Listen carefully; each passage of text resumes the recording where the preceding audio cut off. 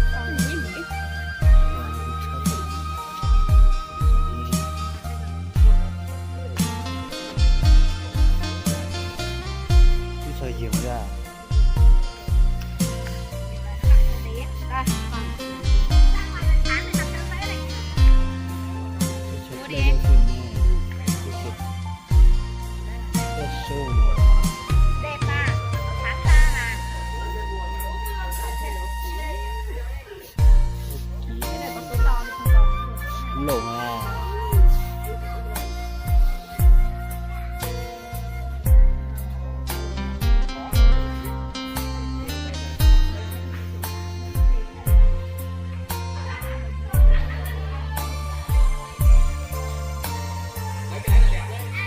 Đẹp chưa? Đây, đi ra ngoài xem có đẹp không? Này, đi ra ngoài nhìn đi. Đấy, đứng xa này đẹp thì có đẹp không?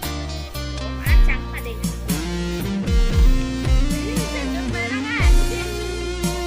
Trắng ở đâu đâu đẹp à?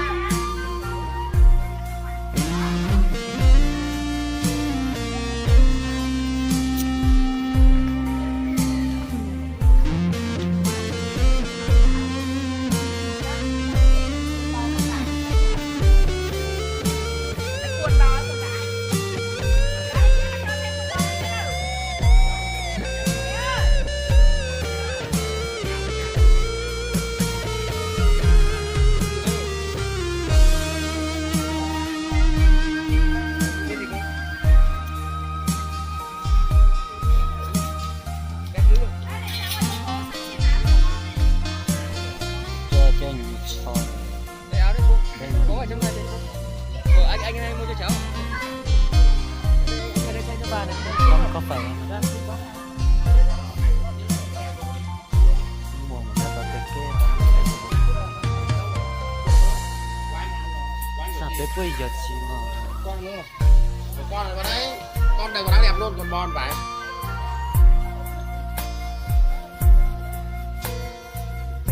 Sai bỏ khoan không?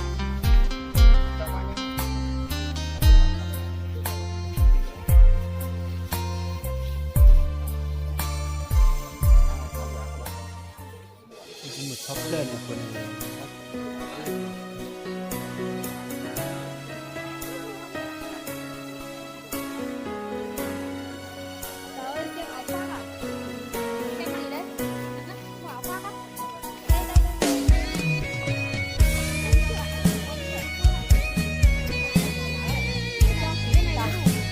bà không thích loại có lông.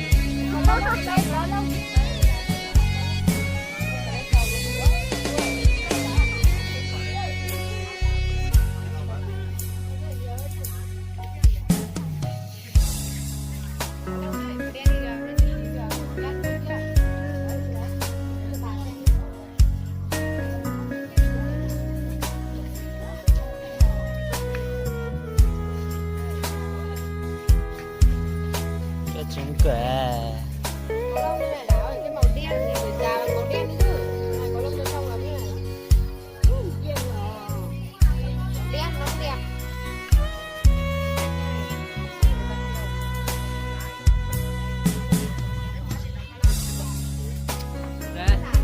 cục là từ tròn.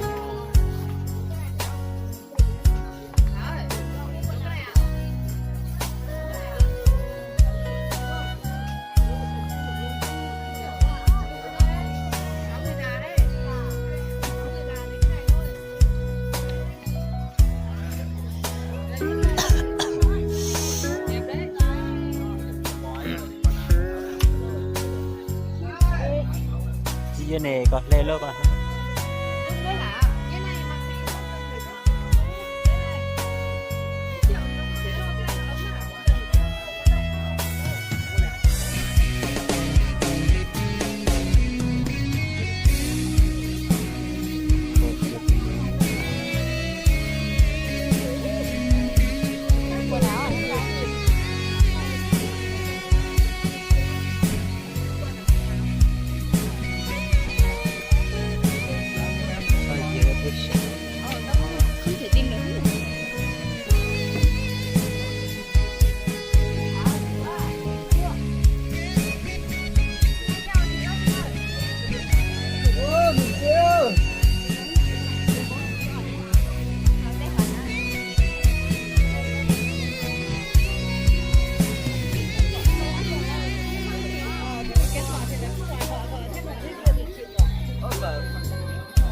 là cái loại vợ là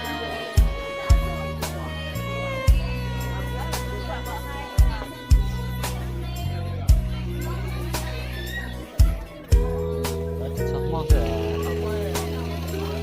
đây sống mong đây